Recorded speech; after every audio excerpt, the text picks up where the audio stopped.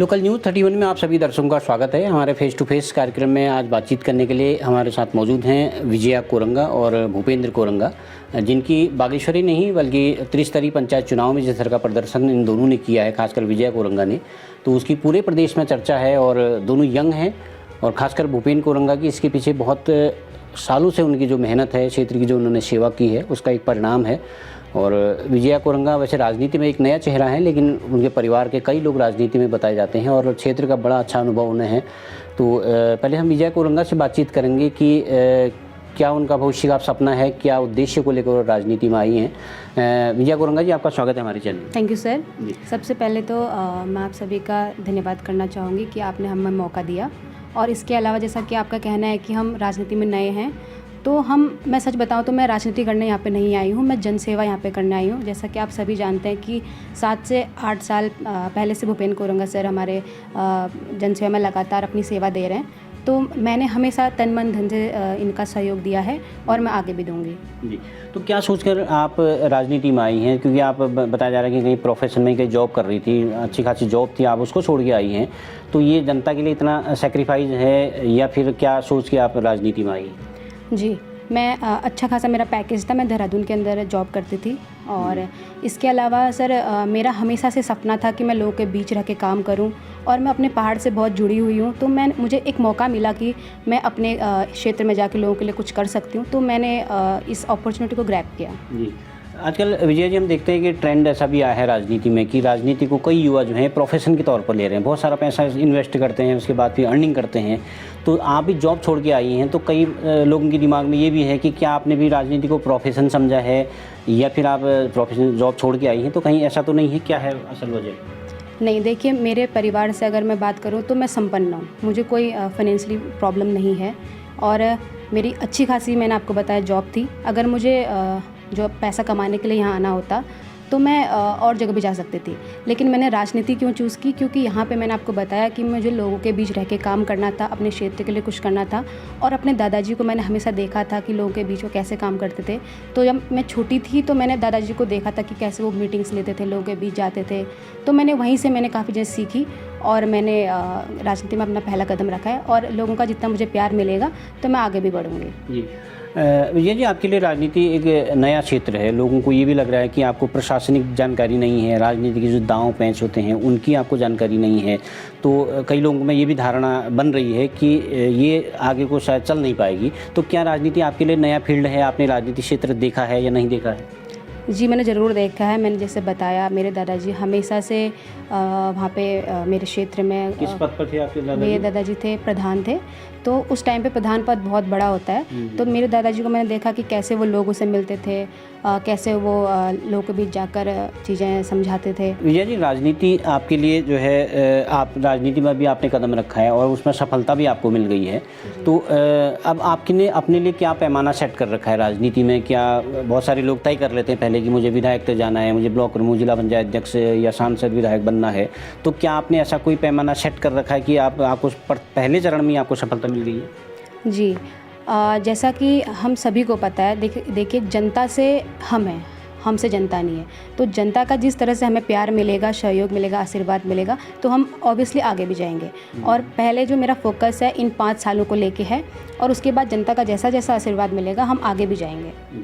अच्छा, अभी फ़िलहाल जिस तरह का वो जिला पंचायत में जो है अध्यक्ष का पद तो जो है SC महिला के लिए आरक्षित कर दिया गया है, तो उसमें तो शायद आपकी संभावना बनती नहीं है, बनता है फिर उपाध्यक्ष पद के लिए। तो क्या आप 4 निर्दलीय हैं, 6 कांग्रेस के हैं, 6 शायद आप 5 हो गए हैं, तो निर्दलीय शायद एक वहाँ भाजपा में चले गए हैं, तो क्या उपाध्यक्ष के लिए आपकी सदस्यों से बात चल रही है या किसी पार्टी से कोई डील हो रही है आपकी कोई? जी, बात तो खैर सभी से हो रही है, हमारी कॉल्स वगैरह आते हैं, तो हमारा ऐसा भी कुछ है नहीं कि हम किसी पार्टी को ज्वाइन करेंगे। अभी हमारा उपाध्यक्ष का, देखो, सभी का मानना है कि हमें उपाध्यक्ष के लिए जाना चाहिए और हम खुद भी इस बात को मानते हैं, तो ये मेरे हाथ में नहीं है, ये जितने भी मेंबर वहाँ पे हैं उनके हाथ में। अगर वो लोग सहयोग देंगे, चूज़ करेंगे, तो हम ऑब्वियसली उपाध्यक्ष के लिए जाएंगे, ये उन पर डिपेंड करता है। चलिए विजय जी, आपको भविष्य की राजनीतिक सफ़र के लिए बहुत बहुत शुभकामनाएं। Thank you sir. तो अब हम बातचीत करेंगे हम भूपेंद्र कोरंगा से, जो लंबे समय से छात्र जीवन से राजनीति कर रहे हैं, बहुत जन क्षेत्र जन सेवा के लिए अपना संघर्ष करते हैं। तो भूपेंद्र जी पहले तो स्वागत है आपका। बहुत बहुत धन्यवाद आपका। आपको जीत के लिए भी बहुत बहुत शुभकामनाएं, बधाई आपको।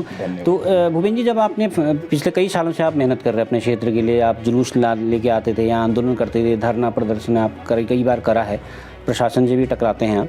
तो जब आपको पता चला कि सामा सीट जो है महिला के लिए आरक्षित होगी, तो कितना बड़ा झटका आपके लिए था, और क्या दिमाग में क्या आपको ऐसा झटका लगा आपको उसकी वजह से? नहीं, देखिए, जब महिला सीट आई तो झटका जैसी ऐसी कोई बात नहीं थी, बल्कि मुझे खुशी हुई कि हमारे क्षेत्र का प्रतिनिधित्व जिला पंचायत सदस्य के तौर पर एक महिला करेगी। पर मेरे जो समर्थक थे वो पिछले कई साल से ये चाह रहे थे कि मैं जिला पंचायत पद पे जो है बतौर प्रत्याशी में रहूं, और उस पर जो है तैयारी भी कर रहे थे मेरे टीम के लोग। तो दुख ऐसा नहीं हुआ, पर कहीं ना कहीं समर्थकों के अंदर ये ज़रूर था कि अगर सीट आ जाती तो अच्छा था। तो ऐसा दुख तो मुझे तो नहीं हुआ, पर समर्थकों को ज़रूर हुआ। अच्छा, 2 सीटों पर आपने नामांकन कराया, तो एक चर्चा ये भी हो रही थी कि आप 2 सीटों से नामांकन करा के किसी राजनीतिक दलों से, बड़े दलों से डील करने के लिए या उन पर दबाव डालने के लिए काम कर रहे थे। तो क्या सच्चाई क्या है इसमें? नहीं, देखिए, ऐसा कुछ भी नहीं था, क्योंकि सामा जिला पंचायत में जब महिला सीट आई तो मैंने अपने टीम के लोग तो दुखी हो ही गए थे, तो मैंने अपने टीम के लोगों को जिम्मेदारी दी कि एक शिक्षित महिला, एक लायक महिला जो उस चीज़ को डिज़र्व करती हो, तो उसको आप जो है हम सब लोग मिल करके सर्च करते हैं। तो काफ़ी हमने 4-5 दिन रुके, और सबसे पहले तो हमने आपत्ति भी लगाई सामा वाली सीट पे, तो उस पर भी कोई ऐसे आसार दिख नहीं रहे थे जब सूत्रों से हमको पता लगा। तो उसके बाद मैंने अपनी टीम को ये जिम्मेदारी दी कि यार कुछ ऐसा करते हैं कि कोई एक महिला को हम यहाँ पर से प्रत्याशी बनाते हैं। पर काफ़ी ढूंढ खोज करने के बाद कुछ लोगों से बात भी हमने करी, तो उसके बाद दूर दूर तक ऐसा आसार दिख नहीं रहा था। तो उसके बाद क्योंकि मैं लगातार सिर्फ अपने जिला पंचायत के लिए काम नहीं कर रहा था, मैं पूरे कपकोट विधानसभा के लिए काम करता हूँ, पूरे बागेश्वर के लिए, और पूरे प्रदेश के भी तमाम मुद्दों को लेकर के, चाहे देहरादून हो, हल्द्वानी हो, तमाम, चाहे सड़कों पर संघर्ष हो, हर तरीके के काम, हर तरीके का संघर्ष तमाम मुद्दों को लेकर के मैंने किया है। तो मुझे चाहने वाले कपकोट विधानसभा में काफ़ी ऐसे लोग थे जिन्होंने ये कहा कि कोई बात नहीं, अगर सामा जिला पंचायत में सीट नहीं आई तो आप अन्य जगह से जो है चुनाव लड़ें। अब कपकोट के जितने भी सीटें थी तो वहाँ पर सामान्य पुरुष सिर्फ बड़े सीट में थी, और वो मेरे बगल की भी सीट थी। तो मैं वहाँ पर मैंने लोगों से बातचीत करी और युवाओं की एक बैठक बुलाई जिसमें 22-23 युवा थे। तो उन सब लोगों की सहमति से, और जिस दिन ये मीटिंग हुई तो उसी दिन लोगों ने हमको फाइनेंशियली सपोर्ट के लिए भी आगे आए, और 17-18 हज़ार रुपया जो है युवाओं ने वहीं पर इकट्ठा करके बोला कि यार अब आप पोस्टर बैनर छापिए और बड़े में जो है आप चुनाव लड़िए। तो उसके बाद फिर हम वहाँ पर चुनाव लड़ने के लिए हमने चीज़ें करी, और उसके कुछ समय बाद फिर विजया जी की सहमति सामा जिला पंचायत से लड़ने की बनी।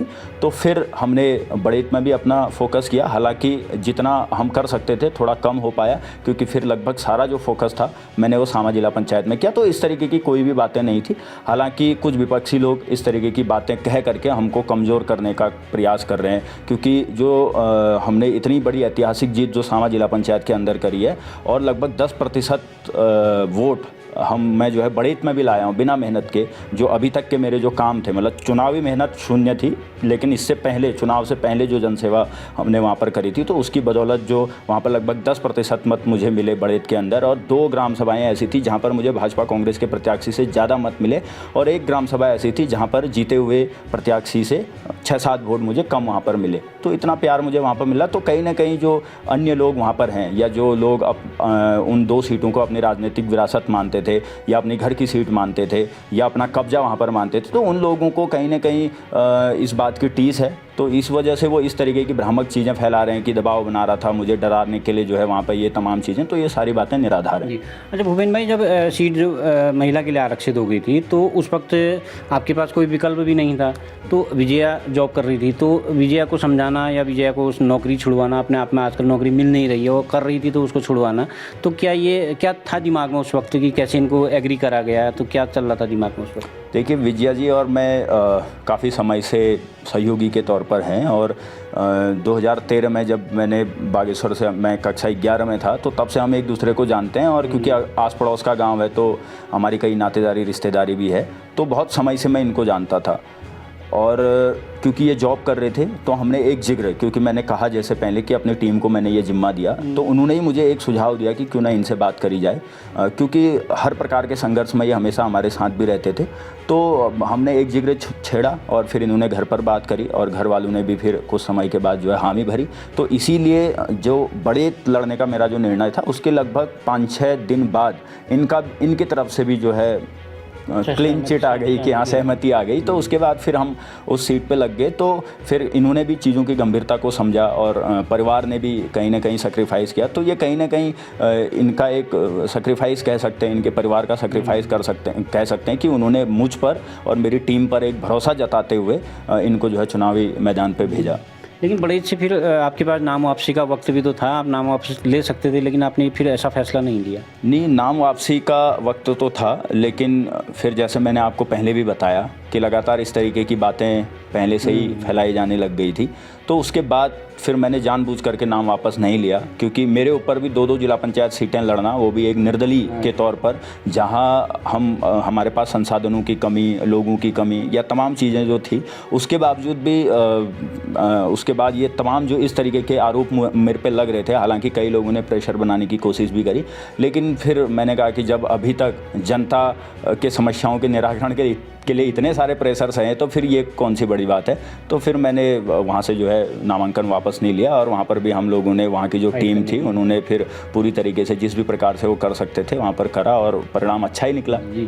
अच्छा भूपेन जी, जब मैंने इंटरव्यू किया, पूर्व जिला पंचायत अध्यक्ष हरीश सेठानी जी का इंटरव्यू करा, तो उसमें उन्होंने एक 2-3 बहुत सारी चीज़ें कही हैं उन्होंने। एक तो ये कहा कि विजया की जो जीत है उनके अपने परिवार की, उनके अपने पहचान की जीत है, भूपेन उसका ज़बरदस्ती श्रेय ले रहे हैं, मतलब आपका कोई योगदान नहीं है। एक तो ये कहा उन्होंने। दूसरी ये कहा कि उसका अपना जो संघर्ष का जो परिणाम है वो नहीं है, उनके परिवार के अपने बहुत सारे लोग। क्या कहना चाहेंगे इस बारे में? नहीं, देखिए हरीश सेठानी जी जो है पूर्व में जिला पंचायत के सदस्य रहे हैं और जब वो चुनाव लड़ रहे थे तो हमने न दिन देखा न रात देखा, हमारी पूरी टीम उनके साथ लगी हुई थी। और दूसरा, अभी जो बार बार ये मेरे पर आरोप लगा रहे हैं कि आप जो है अपनी जिला पंचायत से बाहर क्यों लड़े, तो पहले तो ये चीज़ भी हमने उस टाइम पे फेस किया कि यार हमारे क्षेत्र के जब व्यक्ति चुनाव लड़ रहे हैं तो तुम बाहर से आए हुए व्यक्ति का क्यों आप चुनाव प्रचार कर रहे हो। तो वो सारी चीज़ें फेस करने के बाद हम आगे बढ़े।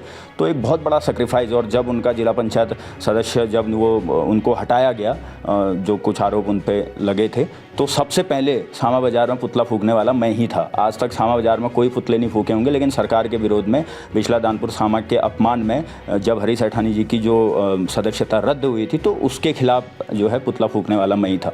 तो पहला जो उन्होंने जो बात कही कि जो है विजया जी के क्रेडिट ना लें, तो क्रेडिट जैसी ऐसी कोई बात नहीं है। हमने तो अपना जीतने का पूरा क्रेडिट जनता को दिया है। और हरीश सेठानी जी के मैं पूरे इंटरव्यू में सुन भी रहा था, वो कह रहे थे कि एक हरीश सेठानी था जो 20 साल लगातार सामा की सीट भाजपा की थी, तो हरीश सेठानी ने उसको जो है कांग्रेस की करी, और एक हरीश सेठानी था जो जिसने प्रयास किया और 10 साल तक वनवास में, तो जो उनका अहम था कि मैं हरीश सेठानी, तो उनको शायद ये समझना चाहिए था कि वहाँ की जनता ने उनको प्यार दिया, वहाँ के लोगों ने अपने लोगों से लड़ाई लड़ करके उनको वो सीट जिताने का दिन रात प्रयास किया। तो ऐसा हमारे अंदर नहीं है। हालांकि हम युवा ज़रूर हैं, हम भी बहुत सारी ऐसी तरीके की टिप्पणियाँ कर सकते हैं, लेकिन हम संघर्ष भी जानते हैं, तो हम सहनशीलता भी जानते हैं। हम ये भी कहा कि बड़ेत में जो है आप मामूली 5-5.5 में सिमट गए, ये भी नहीं, 5-5.5 नहीं कहा उन्होंने, 450 कहा। लेकिन मैं उनको बताना चाहूँगा कि जिस सीट, जो सामा सीट में बतौर कांग्रेस प्रत्याशी पिछले बार वो जीते थे, बहुत अच्छे वोटों से जीते थे, तो आज उनका जो कैंडिडेट जो वहाँ पर चुनाव लड़ा, हमारी बुआ हैं, वो भी सुमित्रा पांडे जी हैं, उनसे भी हम बहुत सालों से उनको जानते हैं, तो वो मात्र 590 वोट लेकर के आए। और बड़ेत में बिना मेरे, मतलब मैं ना के बराबर, मुश्किल से मैं 2-3 दिन वहाँ पर जा पाया, बाकी मेरी टीम वहाँ पर लगी हुई थी, तो वहाँ पर मैं 559 वोट लेकर के आया। तो वो क्योंकि आपके इंटरव्यू में 400-450 कह रहे थे, तो उनको भी मैं इसके माध्यम से बताना चाहूँगा कि 450 नहीं, 559 वोट में वहाँ पर लेकर के आया। तो जो उनका ये कहना है कि क्रेडिट लेने वाली बात, तो क्रेडिट तो मैं ले ही नहीं रहे। और कहाँ पर कोई ऐसी बात हमको बता दीजिए, कहीं पर सोशल मीडिया में लिखा हो या कहीं बातों में हमने ऐसा कहा हो, तो क्रेडिट जैसी कोई बात नहीं। हम तो अपना पूरा क्रेडिट जो है जनता को दे रहे हैं। और जहाँ तक बात रही इनके दादाजी की, तो वास्तव में वो बहुत बड़ा व्यक्तित्व थे, और शायद हरीश सेठानी जी को उनके बारे में कम पता था। वो कह रहे थे कि सामा के स्कूल में भी वो मेंबर थे। वो एक पूर्व सैनिक थे, और पूर्व सैनिक होने के बाद वो गांव आए, 2 बार वो वहाँ के ग्राम प्रधान बने, और जो भनार वाली जो रोड है उसको लेकर के उन्होंने एक लंबा संघर्ष किया। और जो अभी बजाणजू का मंदिर जो भव्य दिव्य वहाँ पर बना है, उसको लेकर के कहीं ना कहीं वो उन्हीं की नींव थी। तो ये तमाम उनके वो थे और निश्चित तौर पर उनका भी फ़ायदा हमको मिला और निश्चित तौर पर हम लोगों ने जो पिछले इतने समय से निस्वार्थ भाव से जो संघर्ष किया उसका भी हमको परिणाम मिला। लेकिन सबसे बड़ा जो क्रेडिट है वो जनता को ही हम देना चाहेंगे। अच्छा, आप तो संघर्ष के दोनों साथी रहे हैं। हरीश सेठानी जी, ऐसे क्या आपकी बिगड़ गई? वो तो कह रहे थे कि पहले आप कांग्रेस में थे, तो ऐसी क्या अदावत ऐसी क्या होगी, मतलब कि वो क्यों बिगड़ गई आप? नहीं, देखो, हर किसी का अपना अपना काम करने का तरीका होता है। और ठीक है, शुरुआती तौर पर 2019 में, हालांकि मैं उस वक्त कांग्रेस में नहीं था, मैं कांग्रेस का सदस्य यदि बना तो 2021 सितंबर में मैं बना था। और उस वक्त भी इसलिए बना क्योंकि ललित फरसवाण जी थे जिन्होंने लगातार कई समय से क्षेत्र के लिए काम कर रहे थे और अपने समय में भी उन्होंने अच्छा काम किया था। तो यही कारण था कि हमने उनको समर्थन दिया 22 के चुनाव में। और उसके बाद भी मैं कहीं पर पार्टी की एक्टिविटी में नहीं दिखा, आप सब जानते हैं। उसके बाद मैं उत्तराखंड बेरोजगार और स्वाभिमान मोर्चा में मैं वर्तमान में प्रदेश उपाध्यक्ष भी हूँ। तो ऐसा कुछ भी नहीं है, सबके अपने अपने काम करने के तरीके होते हैं। और ठीक है, उस वक्त मुझे लगा कि वो अच्छे कैंडिडेट हैं, हमने उनका साथ दिया, उनको जिताया। और जिताने के बाद ठीक है, हमको उनका काम करने का तरीका या तमाम जो चीज़ें थी उसमें कहीं ना कहीं ट्यूनिंग नहीं बैठ पाई। तो उसके बाद हम अपने तरीके से लग गए। और उससे पहले भी मैं अपना एक अलग लाइन बना करके, न किसी पार्टी के बिना झुकाव या बिना प्रेशर में, पहले भी हम जनता के लिए काम करते थे। और उनके चुनाव जिताने के बाद भी हमारा, क्योंकि किसी भी प्रकार का कोई लालच नहीं था, कोई लोभ नहीं था कि ये बन जाएंगे तो हम ऐसा कर लेंगे वैसा कर लेंगे। हमें पता था, ठीक है, एक क्योंकि लोकतांत्रिक व्यवस्था में एक मतदाता का जागरूक होना ज़रूरी होता है। हम भी एक जागरूक थे उस वक्त और हमको लगा कि ये लायक कैंडिडेट है। हमने उनको के लिए चुनाव प्रचार किया, उनको जिताया और उसके बाद फिर हम दोबारा से जनता की सेवा में लग गए। और उसी का परिणाम ये है कि जिन कैंडिडेट को उन्होंने उतारा वो 590 वोटों में सिमट गए और हम लोगों को जो है जनता ने बहुत अच्छा मत दिया। अच्छा, अब भविष्य के लिए क्या माना जाए भूपेंद्र कोरंगा की? अब पहले प्रयास में ही एक मजबूती के साथ आप उभर के आए हैं और आप स्वाभिमान मोर्चा में भी हैं। स्वाभिमान मोर्चा भी पूरे प्रदेश में राजनीतिक तौर पर एक खड़ा होने की कोशिश कर रही है। शायद 2027 में कुछ वो ज़रूर जनता के बीच जाएंगे। तो क्या हम ये माने कि भूपेंद्र कोरंगा भविष्य के लिए 2027 के लिए क्या कपकोट से विधायक के प्रत्याशी हो सकते हैं? नहीं, देखो, अब ये तो स्वाभिमान मोर्चा भी तय करेगा। और क्योंकि अभी तो हम लोग संगठन के विस्तार में ही लगे हुए हैं। और दूसरा, जो लोगों का प्यार मुझे मिल रहा है लगातार, तो लोगों का, क्योंकि लोगों ने ही 1 साल पहले कहा कि आप जिला पंचायत का चुनाव लड़िए। और लोगों में, क्योंकि अब जब हम बन गए हैं तो अब बहुत बड़ी जिम्मेदारी हमारे ऊपर है। दिन रात हम लोगों के लिए काम अभी तक भी करते थे, अब और 10 गुना ऊर्जा के साथ करेंगे। और ये सारी चीज़ों को देख करके, क्योंकि 27 अभी दूर है, अगर कपकोट की जनता को लगेगा तो निश्चित तौर पर हम जनता का जो फैसला होगा उसको सर आँखों पर रखते हुए वहाँ के लिए भी प्रयास करेंगे। जी। अच्छा, अभी अब उपाध्यक्ष का पद बचता है, तो क्या आप ये इस बात के लिए सदस्यों से या पार्टियों से कोई बातचीत चल रही कि विजया को जो है उपाध्यक्ष से बनाया जाए? देखिए, हम एक निर्दलीय के तौर पर जीत करके आए हैं, तो निश्चित तौर पर सभी पार्टियों के लोग या जितने भी मेंबर 19 के 19 बन करके आए हैं, तो हर कोई बधाई देने के लिए फ़ोन कर रहा है और उन सभी का भी धन्यवाद है। और मेरा तो अपना ये मानना है कि अध्यक्ष किसी, मान लो किसी पार्टी का बनता है, तो उपाध्यक्ष एक निर्दलीय को बनाने में कोई गुरेज बाकी के मेंबरों को नहीं होना चाहिए। क्योंकि जो निर्दलीय व्यक्ति चुन करके आया वो किसी के प्रेशर में काम नहीं करेगा। क्योंकि बहुत बार ऐसा होता है कि सत्ता पक्ष के मेंबर भी दबाव में, या क्योंकि हमारी सत्ता है तो इस चक्कर में कई सारी बातें वहाँ पर अपनी नहीं रख पाते हैं। और विपक्ष के भी हो सकता है कई लोग अपनी बातें ना रख पाएँ। लेकिन एक निर्दलीय है जो खुल करके डंके की चोट में अपनी बातों को रख सकता है और सबके हितों की बात रख सकता है। तो मुझे ऐसा लगता है कि जितने भी 19 मेंबर हैं उनको इस बात को लेकर के विचार करना चाहिए। जी। अच्छा भूपेंद्र जी, एक आखिरी सवाल आपसे, क्या अब आप राजनीति के पहले प्रयास में आप सफल हो हुए हैं, आगे बढ़े हैं, तो अपने लिए और विजया के लिए तो क्या आप ऐसा राजनीतिक भविष्य देखते हैं? क्या आपने कोई पैमाना सेट कर रखा है? देखिए, ऐसा कोई पैमाना सेट नहीं किया है। जब 10 साल पहले मैंने 12th पास करके जब लोगों के बीच में आया तो उस वक्त मुझे नहीं पता था कि जिला पंचायत सदस्य जैसा पद हम जीत करके आएंगे। और आज के, क्योंकि एक ही चीज़ माइंड में थी 10 साल पहले कि लोगों के बीच लोगों के दुख दर्द सेवा उनकी करनी है, चाहे उसके लिए किसी भी हद तक जाना पड़े। अभी कुछ समय पहले ही एक मामला था कापड़ी गांव का जिसमें विस्थापन को लेकर के चीज़ें थी, तो गलत रिपोर्ट जब प्रशासन ने बनाई थी मैंने उनके सामने वो रिपोर्ट फाड़ दी। तो इस बात की चिंता करे बगैर, अपने हित की चिंता करे बगैर, या मेरे साथ क्या होगा क्या नहीं होगा, मैं क्या खोऊंगा क्या पाऊंगा, इस चीज़ों की चिंता करे बगैर निस्वार्थ भाव से हम सेवा कर रहे थे। उसका परिणाम ये रहा। और अभी भी हमारे लिए सबसे बड़ा टास्क है आने वाला 5 साल, इस पर हम काम करेंगे। तो निश्चित तौर पर ये पैमाना जो आज हम सोच भी नहीं रहे वो उससे भी बड़ा पैमाना हो सकता है जनता हमारे लिए सेट करे। और बस वही है जो चैलेंज अब हमारे सामने आने वाला है, उसके लिए हमने खुद को तैयार करना है और बाकी तो सब जनता जनार्दन के हाथ में। चलिए, बहुत बहुत धन्यवाद, आपने व्यस्त समय से बातचीत के लिए वक्त निकाला, इसके बहुत बहुत धन्यवाद। बहुत बहुत धन्यवाद बहुत आपका। धन्यवाद Vijay ji. Thank you sir. Thank you. तो आप थे हमारे साथ दोनों युवा नेता भूपेंद्र कोरंगा और विजया कोरंगा, जिन्होंने अभी शामा सीट से जीत कर जो है बहुत बड़ी एक उपलब्धि हासिल की है और उनका स्पष्ट मानना है कि अगर उपाध्यक्ष पद पर मौका मिलता है ज़रूर वो जनसेवा के लिए तैयार रहेंगे। और उनका ये मानना भी है कि भविष्य के लिए कोई ऐसा पैमाना उन्होंने सेट नहीं कर रखा है, जनसेवा करना, जन मुद्दों को उठाना उनका फोकस है और 5 साल के बाद जनता तय करेगी कि वो कहाँ तक पहुँचते हैं। तो इसी तरह की खबरें जानने और देखने के लिए आप देखते रहिए लोकल न्यूज़ 31।